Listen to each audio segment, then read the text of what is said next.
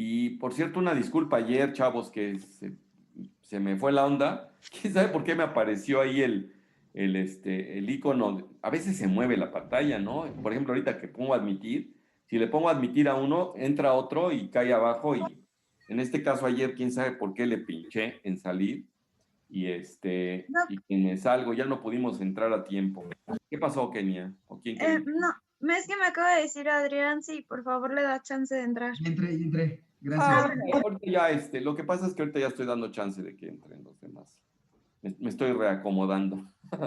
Y es que estaba yo abriendo el tema que vamos a ver ahora, que es el de radiovérticula.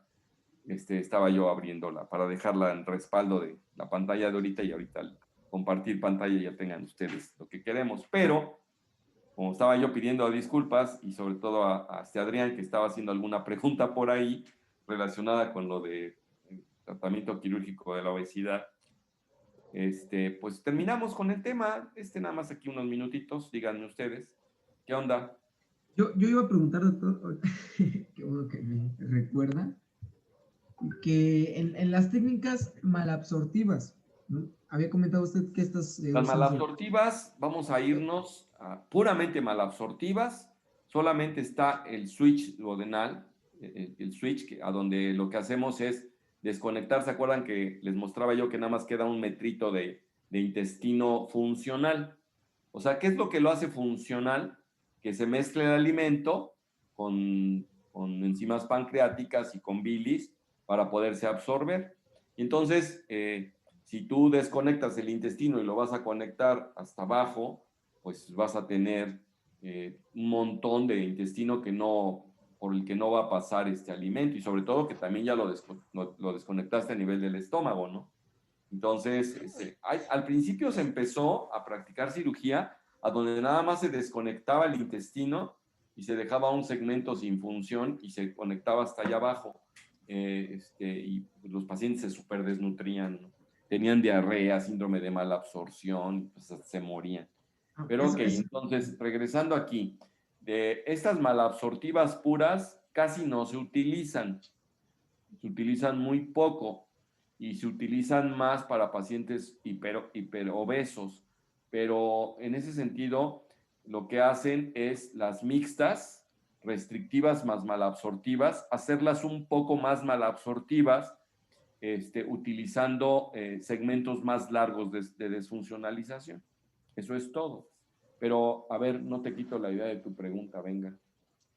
sí, bueno, me imagino que el síndrome de malabsorción es más frecuente en estas personas, por lo Claro, mismo. incluso hace poco un colega mío que es pues, familiar político de mi hija, es primo hermano de su marido, es un buen gastroenterólogo que trabaja en Costa Rica.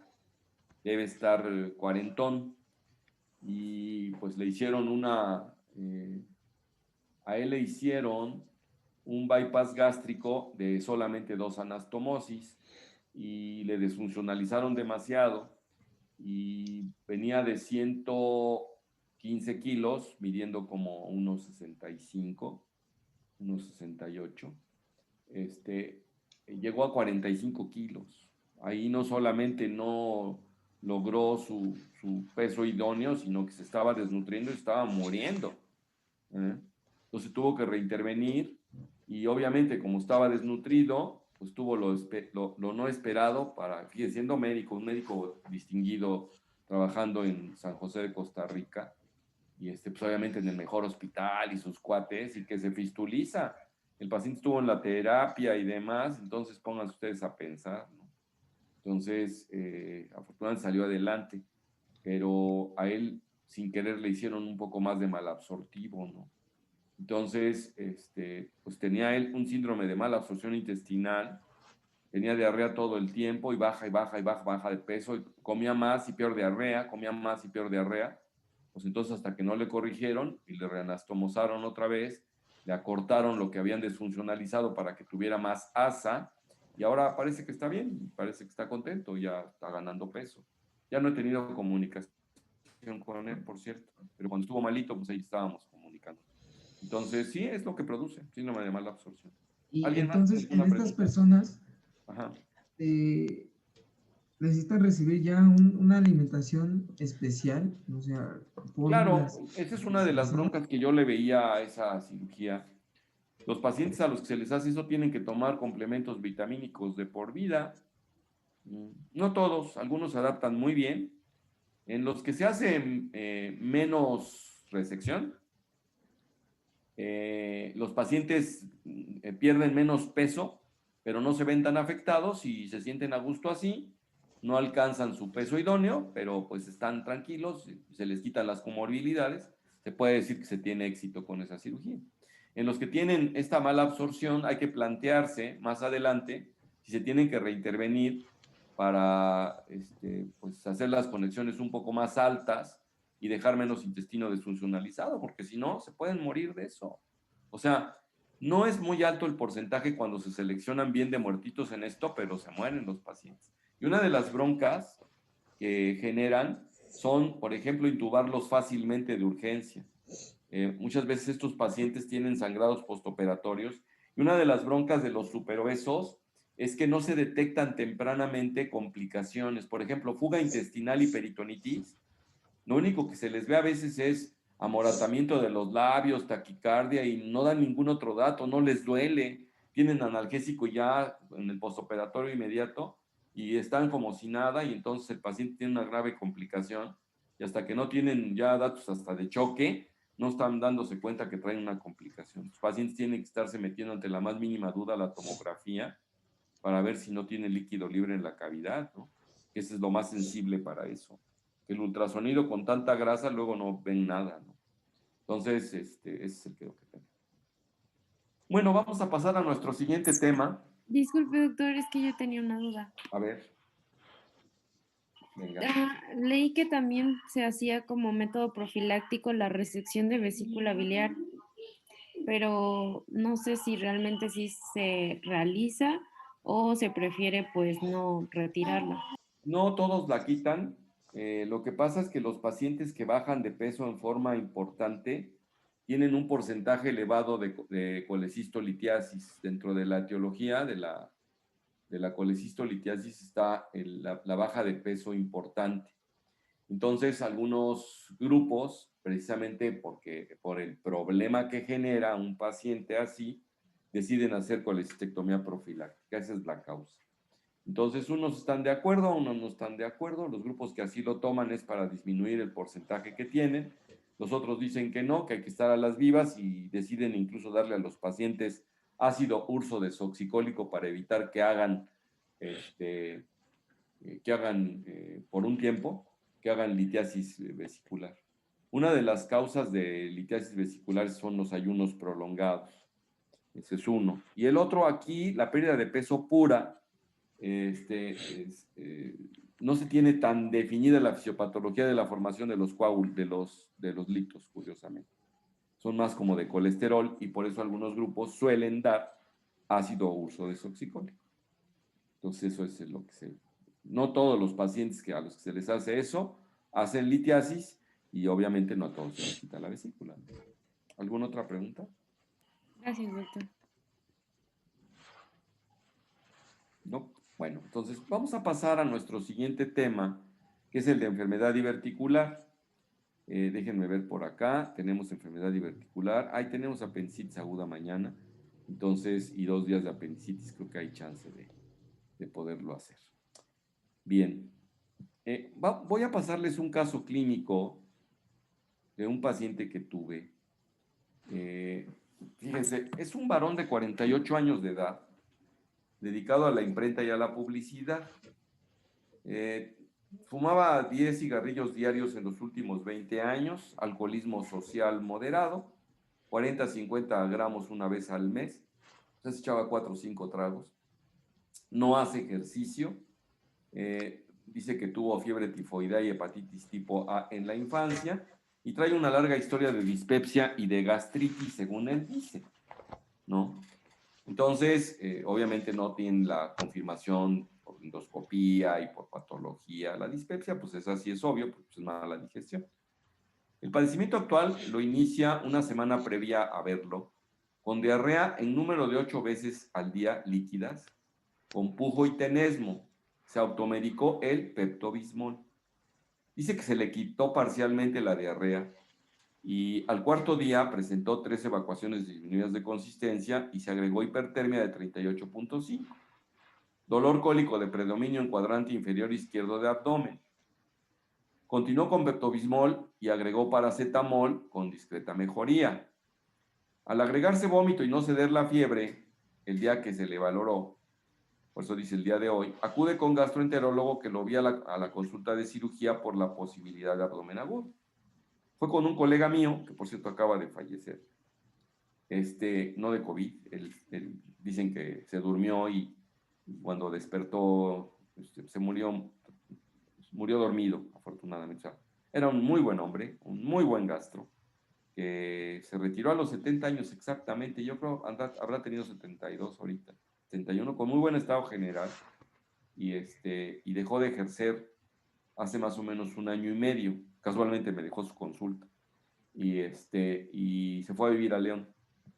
Entonces me mandó una paciente porque era pariente de sus vecinos de León y la operé y ella fue la que me dijo, oiga, ya sabe usted que se murió tal doctor. No sabe. Bueno, pues total, ese médico, muy buen gastro, tuvo dudas y me mandó al paciente. Entonces yo lo encontré con 150-100, lo encontré taquicárdico con temperatura de 38.8. No, pero déjenme ver.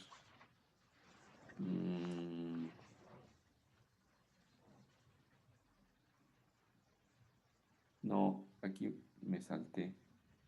Bueno, no les puse esa parte de la evolución.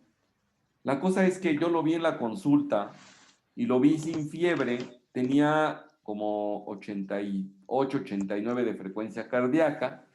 El abdomen lo tenía blando, depresible, tenía discreto dolor, predominaba, era un paciente obeso, pesaba, no sé si adelante traigo los datos, pero creo que no, déjenme ver. Ahí no los traigo acá. Ajá, pues 98 kilos y medía unos 68. Entonces, pues es un paciente que tenía buena cantidad de panículo adiposo. Es de esas personas de obesidad en la cadera y en el abdomen solamente. Curiosamente, a pesar de ser varón, tenía la cara afilada, no era cachetón, y un tórax no expandido, no es de los que hiciera mucha grasa alrededor de los pectorales.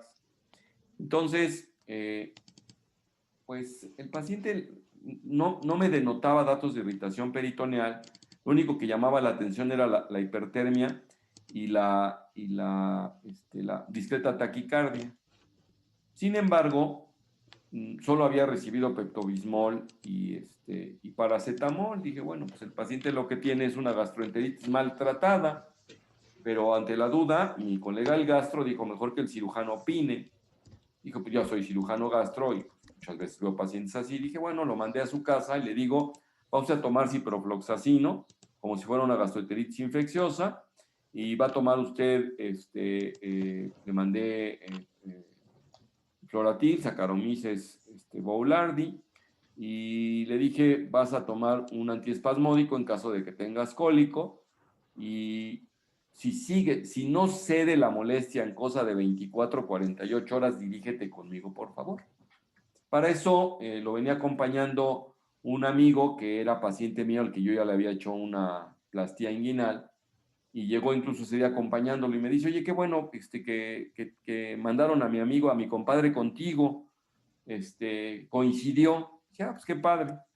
Entonces pasan los días, entre otras cosas debo decirles que este señor trabajaba en una universidad junto con su esposa, los dos habían estudiado diseño gráfico y tenían su imprenta que estaba empezando apenas, y a los dos, por algún recorte que tuvo la universidad, los despidieron, entonces quedaron sin trabajo y estaban en condición de no trabajo y empezaban a poner la imprenta, estaban medio en drogadillos ahí porque habían comprado alguna máquina y pues empezaban apenas a trabajar.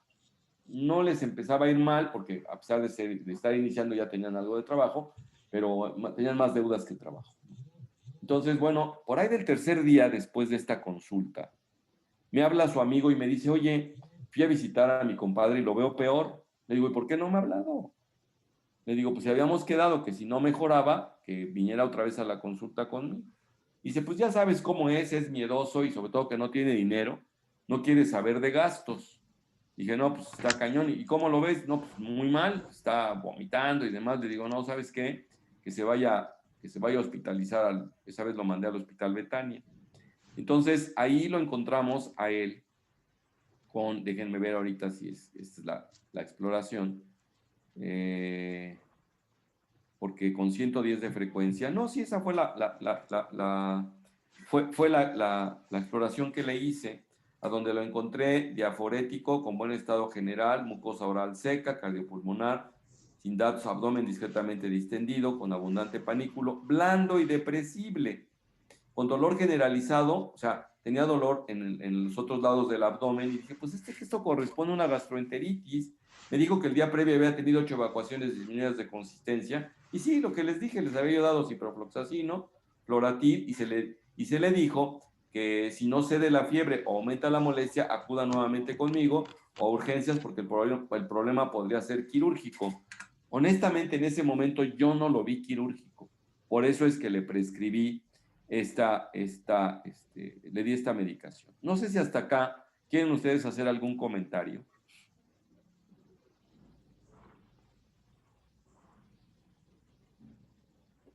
o pregunta. ¿No? Ok. Bueno, entonces cuando me habla, porque para eso presentó disminución de la temperatura por 2 días y después se agregó vómito e hipertermia que no cedía con picos hasta de 39.8, pero aquí sí, ya sobre ciprofloxacino, que fue después de 2 días. Fue cuando les decía yo que lo envié a hospitalización y ahí en la hospitalización lo encontré con mal estado general, ligeramente desorientado, siendo que estuvo hipertenso en la primera consulta. Aquí lo encontré con 160, tenía una frecuencia cardíaca de 120, respiratoria de 30 por minuto, estaba diaforético, con discreto eritema facial, áreas pulmonares con disminución del murmullo vesicular bilateral, estaba distendido con abdomen aquí sí a tensión, lo encontraba yo timpánico, generalizado, excepto en el cuadrante inferior izquierdo, a donde está, y en hipogastro, donde había matidez, había resistencia muscular en este paciente, y generalizada, y datos francos de irritación peritoneal en todo el abdomen inferior. Entonces, aquí la pregunta sería, pues ahora sí que, ¿cuál es su diagnóstico, muchachos? Doctor, yo de primera instancia por los síntomas, sin otro estudio agregado, o sea, nada más con la descripción, pensaría en isquemia mesentérica. En isquemia mesentérica, ahora, tienes que conformar mejor el cuadro porque, ¿por qué por isquemia mesentérica? Acuérdate que la tendríamos que ubicar, ¿no? ¿Te gustaría como para una trombosis o como para una isquemia mesentérica no oclusiva? ¿Cuáles son sus factores de riesgo?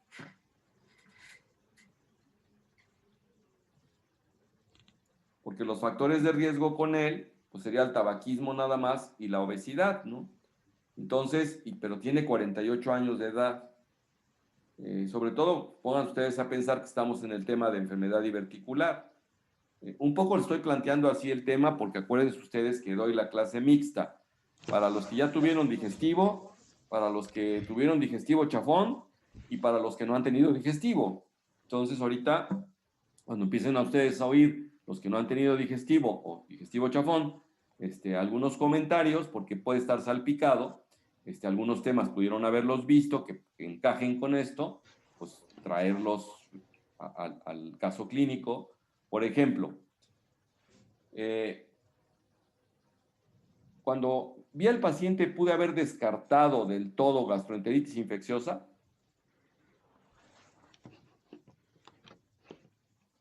¿O qué cuadros pueden dar tanta diarrea con fiebre? Pues creo que gastroenteritis infecciosa. A lo mejor no les he comentado, si ya lo comenté, lo vuelvo a repetir. A veces la diarrea puede ser datos de peritonismo. Entonces, ¿pudo haber traído el paciente datos de peritonismo y me pasaron desapercibidos? Pudo, claro que pudo. Entonces, eso, claro, se supone que si le voy a dar tratamiento antibiótico pensando más fuertemente en gastroenteritis infecciosa, pues no habría otra cosa, ¿no? Entonces, aquí más adelante les voy a decir 3 aspectos que cumplía el paciente, ¿no? Uno de ellos era el que estaba sin trabajo y no tenía billete. Ese era el número 1.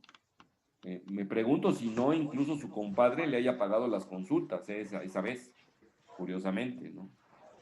Entonces, para que tengan una idea. Entonces, bueno, ¿tú pensarías en isquemia intestinal? Sí, doctor, orientado hacia tal vez una trombosis o una embolia de Yo no le arteria. veo cardiopatía, no tiene edad Para para... la embolia no veríamos cardiopatía, que Ajá, es la causa. no le veo mucha edad para aterosclerosis. Claro, los 2 factores de riesgo que la obesidad y el tabaquismo pudieran estar, pero entonces ya tendríamos una peritonitis secundaria. Si se fijan en toda salvo los pacientes que tienen la colitis isquémica, que sí se caracteriza por diarrea, no suelen tener mucha diarrea los pacientes con isquemia intestinal, salvo a lo mejor los de trombosis, los de isquemia crónica, pues pudiera ser, pero es Pero de por más la edad no viejitos, cuadra. como que ahí no me checó. La verdad es que yo en ningún Ese- momento pensé en él en isquemia intestinal. Entonces, en gastroenteritis infecciosa sí, pero ¿qué otra patología podría dar ¿Podría esto? ser apendicitis aguda? Una apendicitis aguda creo que no la podría yo descartar. Sin embargo, ¿qué es lo que no tendría típico para ti, Marifer? el- El dolor en la fosa ilíaca derecha. Que era más hacia allá, ¿no? Sin embargo, es un paciente obeso que puede dar datos oscuros. lo Pudiera tiene ser, pero como es del lado izquierdo, otra apendicitis del lado izquierdo, bueno, pues vamos a pensar que pudiera tener situs inverso y que tuviera el apéndice del lado izquierdo, ¿no? Que eso es muchísimo más raro, pero es un diagnóstico diferencial, por entender, por supuesto. Y la otra es que fuera una enfermedad diverticular, que es un tipo de apendicitis del lado izquierdo, por supuesto, pero que debute la diverticulitis con una diarrea así, pues es excepcional, ¿no? Entonces, es precisamente por lo que podría confundir.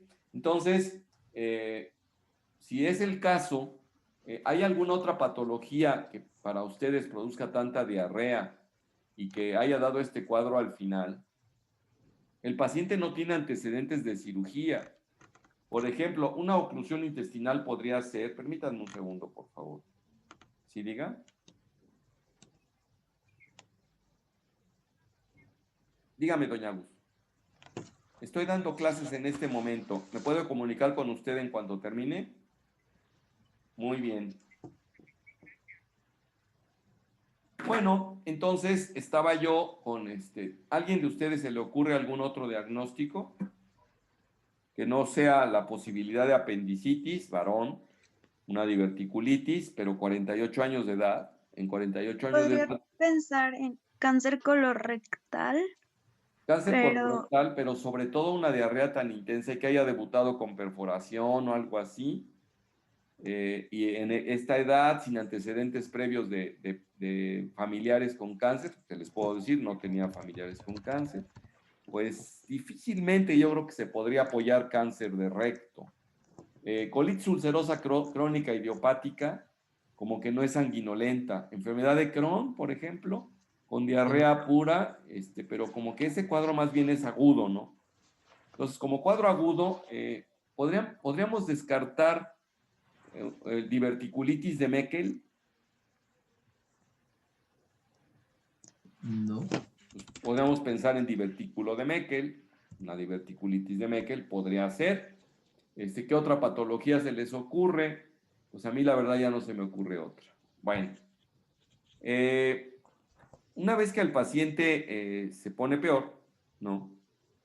Y que ya lo encontramos así, eh, se le canalizó la vena para... Ah, bueno, para eso con esta distensión tan grande, ahora sí también les podría yo preguntar, ¿qué diagnóstico podrían hacer con este cuadro clínico? Sindromático, por ejemplo. Díganme diagnósticos sindromáticos.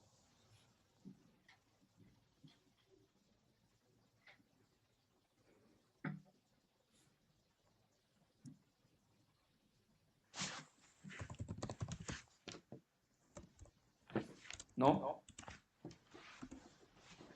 ¿No tiene fiebre? Doctor, podría, bueno, nada más con esta parte, ¿podría pensar en sepsis? Claro, o sea, tienes un síndrome febril, tienes un síndrome de respuesta inflamatoria sistémica, puede ser sepsis, y aquí la sepsis puede ser sepsis abdominal. Tiene el paciente tendencia a la hipotensión, tiene 160, que venía de ser medio hipertenso, está con diaforesis, está, y desde el punto de vista del abdomen totalmente distendido y timpánico, no les gusta como para un síndrome de obstrucción intestinal.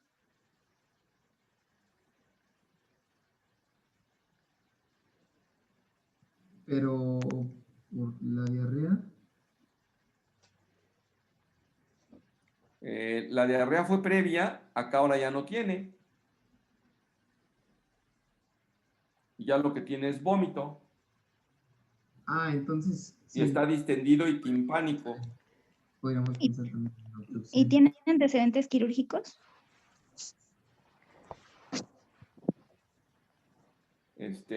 No tiene antecedentes quirúrgicos. Doctor, ¿y la posibilidad de perforación también podría ser? Claro, puede haber una perforación. Acuérdense ustedes que a veces, en el caso de apendicitis aguda, pues vamos a tenerla con ustedes, pero la apendicitis aguda en grado 3, perforado y sellada, puede provocar obstrucción intestinal como consecuencia. La peritonitis aguda por perforación puede provocar íleo adinámico, que pues es una variedad de obstrucción, ¿no? Es un ilio, pero sin obstrucción en sí, ¿no? Pero pues pueden ser. Entonces, tenemos que pensar en esto, y pensando en esto, ¿qué le hacen ustedes? A ver, ahora viene el punto. Es que sería un síndrome de abdomen agudo, ¿no, doctor? Exacto, eso es francamente un abdomen agudo, y también tiene datos de sepsis, puede ser sepsis abdominal también, claro. La etiología, ya se pensó en apendicitis, ya se pensó en diverticulitis de Meckel, se pensó en enfermedad diverticular, como que no apoyándola mucho por la edad del paciente, pero pues podría ser. Y entonces, ¿qué le sugerirías, Harumi?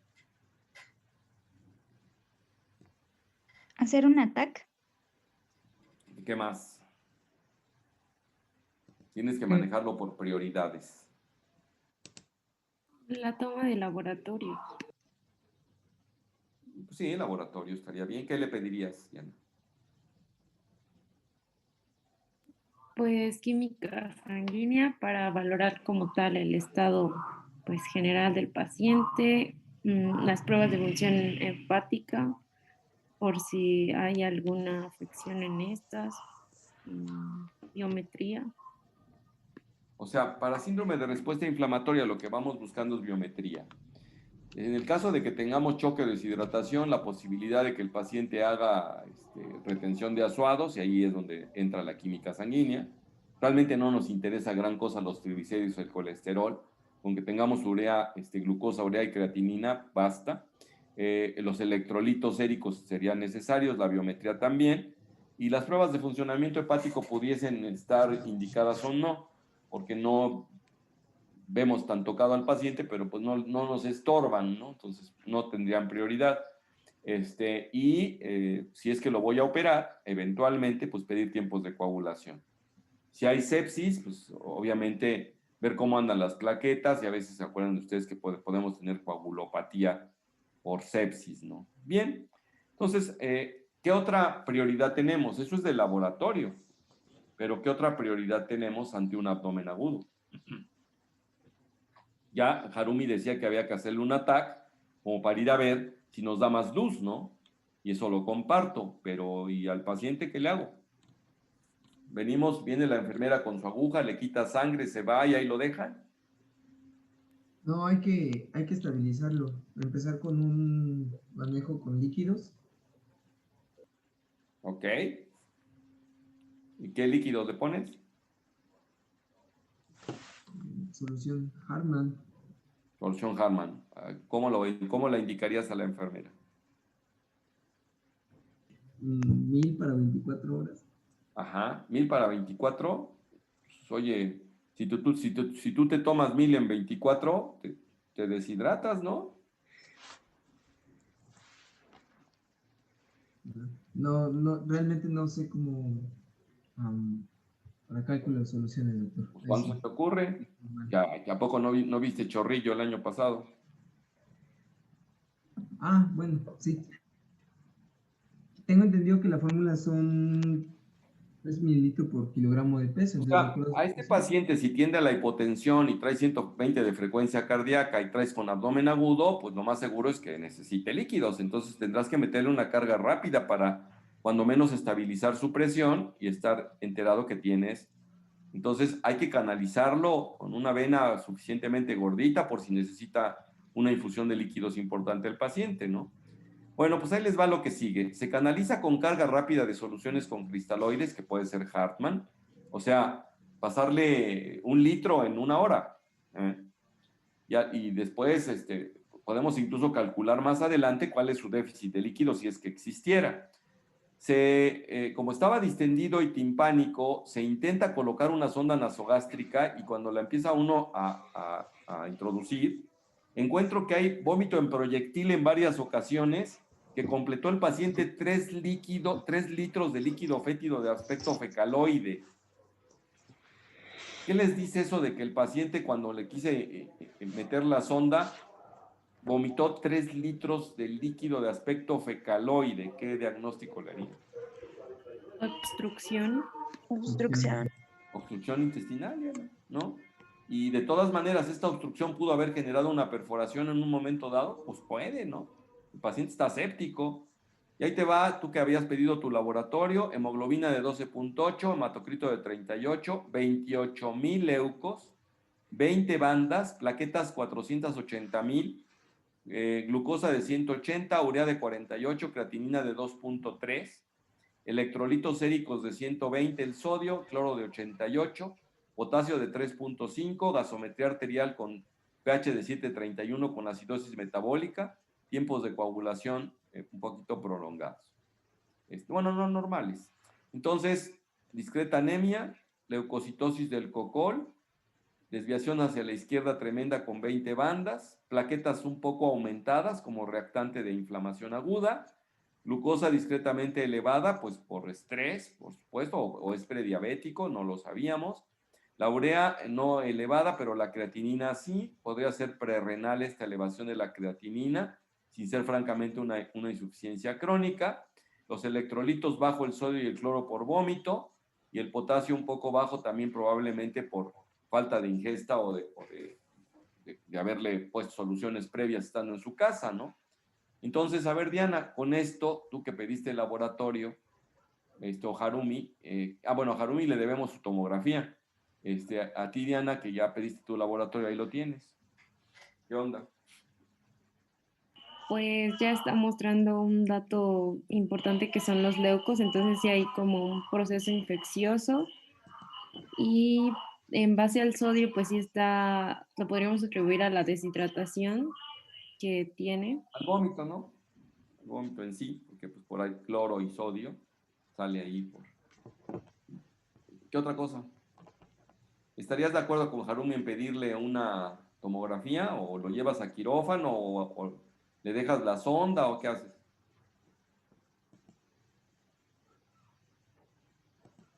Pues yo creo que ya merita una laparotomía exploratoria, no sé. Bueno, vamos a darle gusto a Harumi. Se le hace un ATAC, se ven asas dilatadas de manera uniforme con niveles líquidos, líquido libre en la cavidad, en espacio subdiafragmático derecho, subhepático derecho y en hueco pélvico, así como interasa.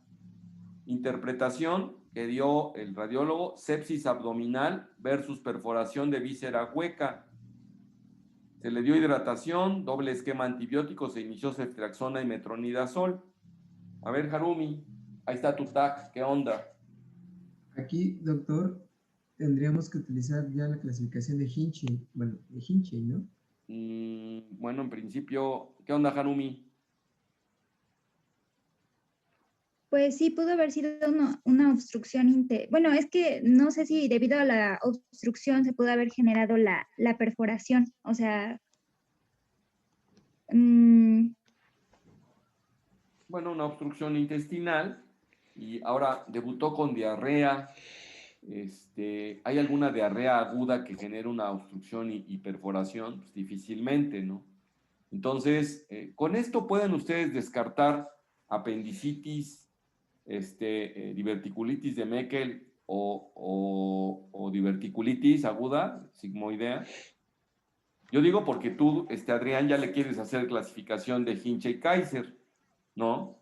Y si fuera clasificación de Hinche y Kaiser, ¿cómo la pondrías?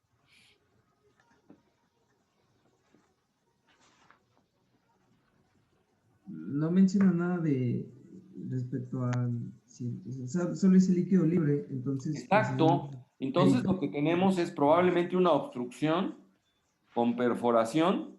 ¿Y de dónde vino? Pues a saber, ¿no? Habría que investigarle. Y yo creo que todavía quedan vigentes sus diagnósticos, los que hicieron ustedes. Sí, de hecho no se puede descartar una apendicitis perforada, porque solo te está diciendo que Ahora, hay dilatación ¿podemos del pensar en que líquido. esté obstruido el paciente? Por la clínica, sí. Pues imagínense, líquido fecaloideo hasta el estómago, quiere decir que viene desde el yeyuno. Entonces el paciente pues sí puede tener una obstrucción intestinal, que puede ser íleo, o que puede ser en este caso también por la perforación por íleo, o por la perforación se selló y aparte tiene la obstrucción intestinal. Bueno, ahí les va la laparotomía, mis jóvenes, ya hay quien la quiere operar, estoy de acuerdo. Se practica la doctor, laparotomía, bien, venga, yo tengo una duda, pero mientras, por decir, ponemos cargas rápidas y todo eso, también se tienen que administrar, antibióticos, ¿no? ¿sí? Acuérdate que se le puso metronidazol y ceftriaxona. Ah, ok. Sí, gracias, doctor. ¿Qué otra cosa? A ustedes con esto los empiezo a preparar porque el examen que se van a llevar a su casa es un planteamiento similar. ¿Mm? Entonces, para que empiecen a acostumbrarse. Ok, se practica la parotomía drenando 1200 mililitros de material purulento fluido fétido y se encuentra sigmoides edematoso optando por resección de un segmento y efectuando procedimiento de Hartmann.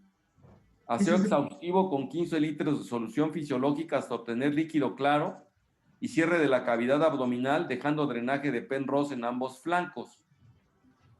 Entonces, ¿qué es el procedimiento de Hartmann, doctor? vamos a ver.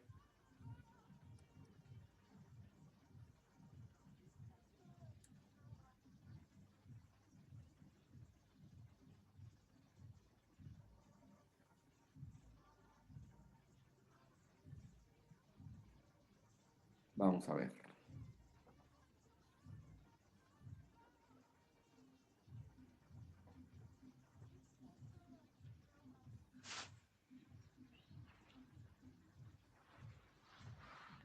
Esta es una primera parte.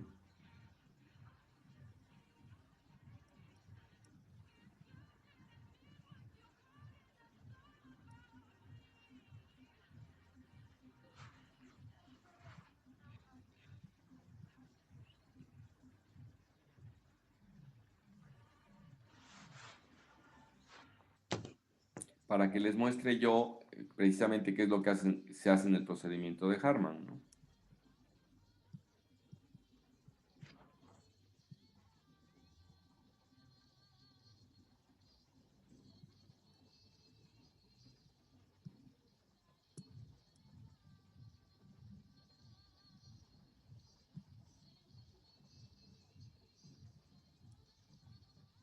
Aguántenme un segundito. Lo que pasa es que traigo imagen ahorita para contestar directamente la pregunta.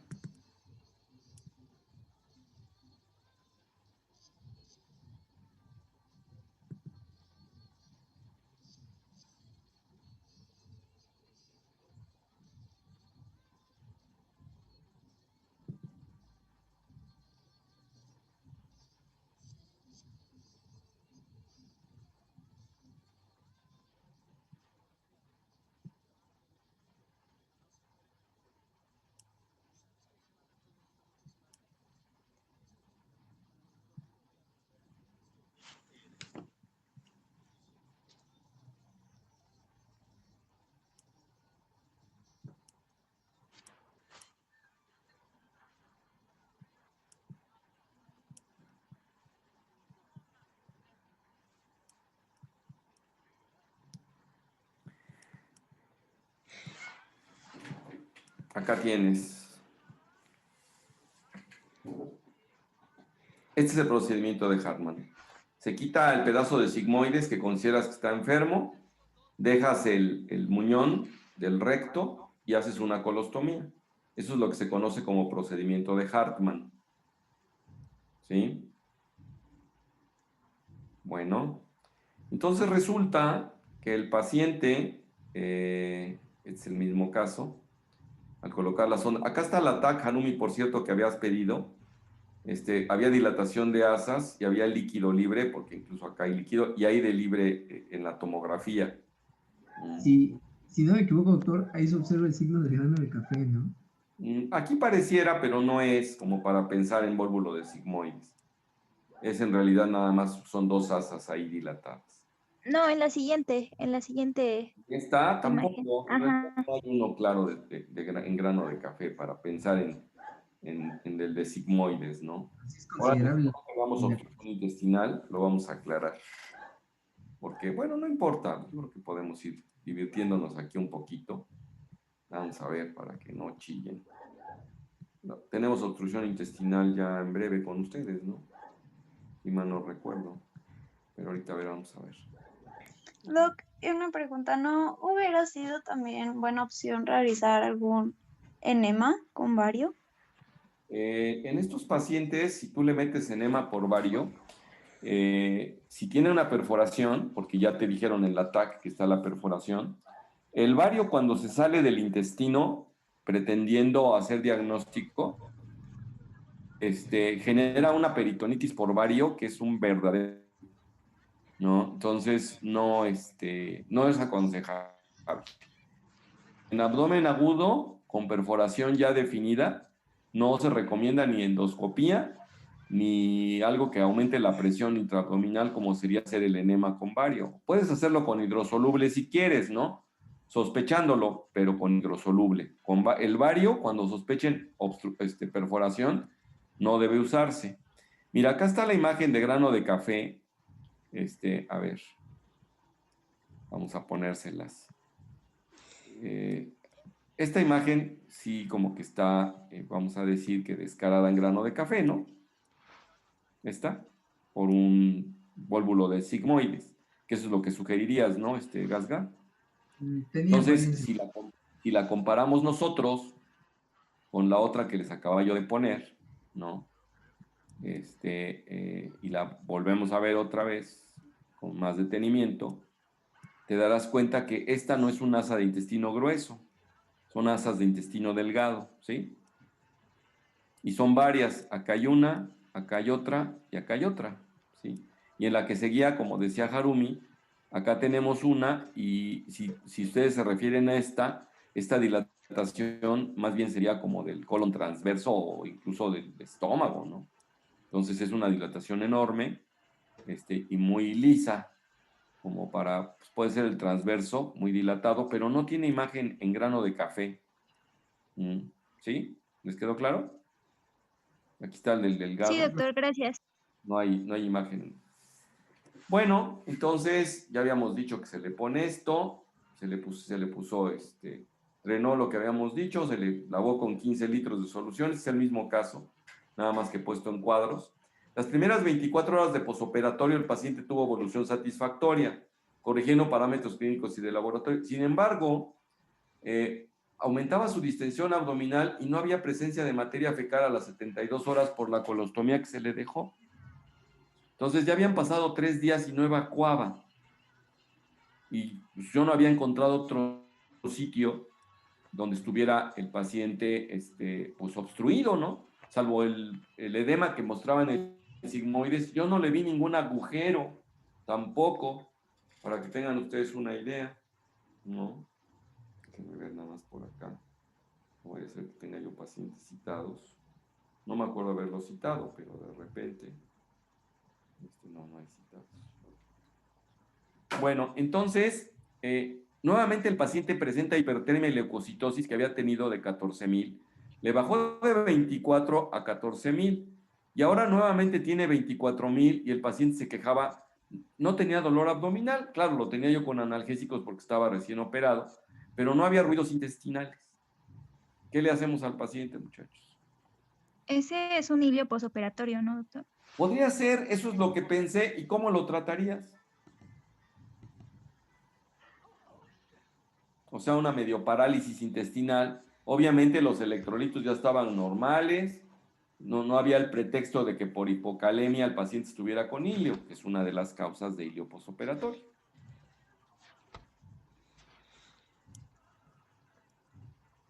A mí se me ocurrió al paciente ponerle un poco de neostigmina, como pues, colinérgico, ¿no? Y entonces el paciente cuando le puse un poco de neostigmina, aumentó sus molestias abdominales y lo vi deteriorado. Entonces eso hizo que lo volviera yo a meter a quirófano ya sin tomografía. Se decide nueva laparotomía con diagnóstico de obstrucción intestinal. Y entonces vimos nosotros ahí en la laparotomía que tenía proceso inflamatorio en el colon descendente, cercano a la desembocadura de la colostomía, con la presencia de una perforación de 3 milímetros y unas adheridas a su alrededor, que condicionaban una nueva oclusión intestinal. Entonces, con toda honestidad, en la primera cirugía solo vi inflamado el colon, el sigmoides. Estaba choncho, pero yo no vi un sitio donde se fugara material. Porque pues, acuérdense que había material purulento, pero en ocasiones, ¿qué diverticulitis, si es que fue diverticulitis, pudo haber tenido Gasga, que querías ubicar en Hinche y Kaiser? ¿Puede repetir la pregunta, doctor, por favor? Sí, dijiste tú, hay que clasificar la diverticulitis con la clasificación de Hinche y Kaiser, que es radiológica, pero aquí ya en retrospectiva, ¿qué clasificación le hubieses puesto en la primera tomando, si es que hubiese sido diverticulitis? Esa diverticulitis, ¿qué grado de Hinche y Kaiser es? Grado 4. No, porque no había una peritonitis fecal. Yo diría que un grado 2, ¿no? Porque, bueno, no Tampoco, recuerdo. porque acuérdate que la grado 2 es, en la grado 0 es inflamación. En la grado 1 hay un absceso cercano. En la grado 2 es un absceso distante. Entonces no checa con absceso distante porque el paciente tenía peritonitis generalizada de material purulento. Entonces es una grado 3. ¿Están de acuerdo? Sí. En grado Ok. 3, pinche Kaiser es material purulento. Y en la grado 4 es peritonitis fecal que no encontré. Entonces, pues eso es lo que tendríamos enfrente si hubiese sido una diverticulitis. Bien, pasando a lo siguiente, se reseca la dicha porción del colon y se reinstala la colostomía un poco más proximal. Se decide dejar el abdomen abierto con bolsa de Bogotá, con aseos quirúrgicos a demanda. Le hicimos 3 aseos quirúrgicos más, dejando el abdomen cicatrizar por segunda intención. Ahí sí el paciente ya empezó a funcionar bien su colostomía y todo, y lo dimos de alta. En esa ocasión, gracias a que tiene un hermano que es abogado y que trabajaba en Estados Unidos, él fue el que le disparó los 300,000 pesos en los que le salió la cuenta, o 350,000, para que tengan ustedes una idea, o creo que más. Entonces, se le reinterviene quirúrgicamente un año después para el cierre de la colostomía y plastía de la hernia posincisional gigante. Le había quedado un huecotote de 30 por 15 y actualmente estaba asintomático hasta hace 4 meses que lo vi. Recuperó 25 kilos de los pesos de peso que había perdido en el transcurso de su enfermedad. Casualmente su hermano ya se vino a México, se jubiló como abogado y tenía un despacho en Estados Unidos, y este hombre se fue a atender con su hermano el despacho. No es abogado, pero actúan como coordinadores administrativos de ese despacho, él y su esposa es secretaria o sea que ya se en vida en Estados Unidos, adecuada, ya se van a naturalizar gringos ahora. Y me vino a ver porque tenía un granulomita, se le hacía un orificio pequeño y probablemente le esté queriendo rechazar la malla que le puse hace un montón de años, ¿no? Bueno, entonces, en este caso, pues de lo que se trató fue de un problema de enfermedad diverticular con presentación atípica. Les he de decir las dos cosas que faltaban. Aparte de que tenía pavor de tener que gastar, que era una de sus broncas iniciales. La segunda era que tenía el paciente un umbral al dolor elevadísimo, y la siguiente es que el umbral al dolor elevado, miedo a esto, y la siguiente es que pues no se comunicó conmigo para decirme, o sea, no siguió las indicaciones. Eso a mí me dejó una lección, ¿no? Para futuro estar, a lo mejor haberlo hospitalizado desde la primera vez, claro, se lo hubiera, ¿no? ¿Algún comentario o pregunta sobre este caso clínico en particular?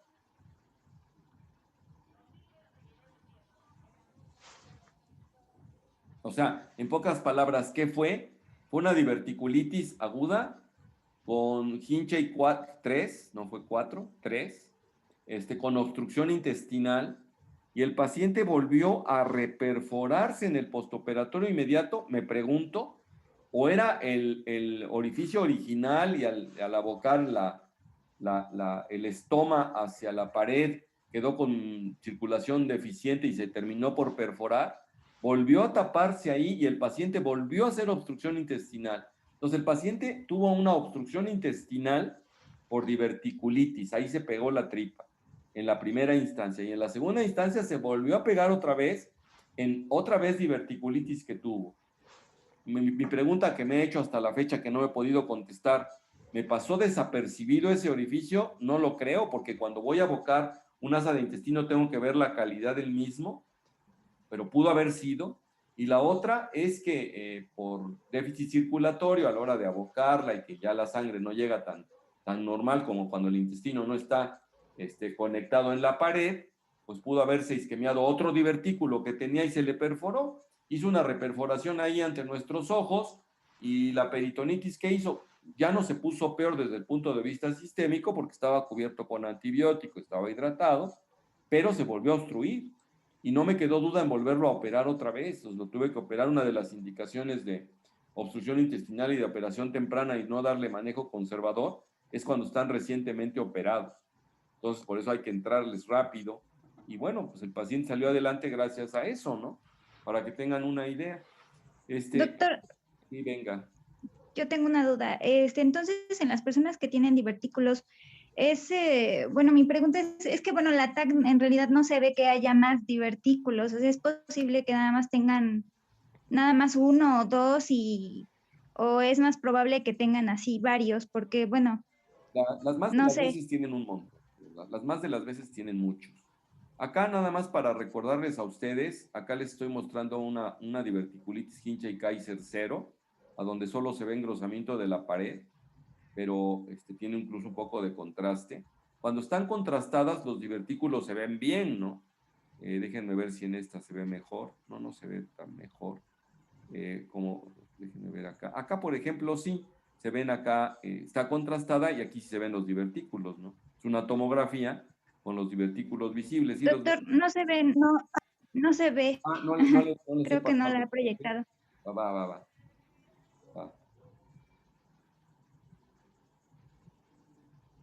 Acá, por ejemplo, pues como que sí se ven claros, ¿no? Los diverticulitos. Pero acá no hay inflamación, simplemente es la presencia de los divertículos. Aquí sí hay engrosamiento de la pared, y entonces tenemos una diverticulitis tipo 1 que está mostrada aquí, y que está mostrada, por ejemplo, aquí una 1A, a donde tenemos ya cambios fuera del intestino, con eventualmente un abscesito pequeño distante al sitio afectado, que es 1B.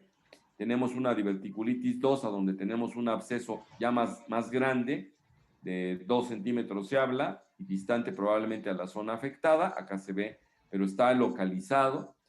Y no tengo ningún 3 ni 4, porque sí podemos pensar que la que les mostré yo aquí, en el caso clínico, que no se los puse en este caso, en la otra placa que les puse, ahí sí tienen ustedes la posibilidad de pensar en que es un Hinchey 3. Bueno, está por acercarse el final de la clase. Mañana seguimos un poco para revisar el tema en forma rápida. Váyanse a estudiar el tema, y mañana no voy a dedicarme a voy a mostrarles imágenes, pero las imágenes van a ser producto de las preguntas o colaboraciones que ustedes hagan. Así es como lo vamos a plantear. Nos vemos, jóvenes. Cuídense. Gracias, doctor. Hasta luego. Gracias, doctor. Gracias, doctor. Gracias, doctor. Hasta luego. Gracias.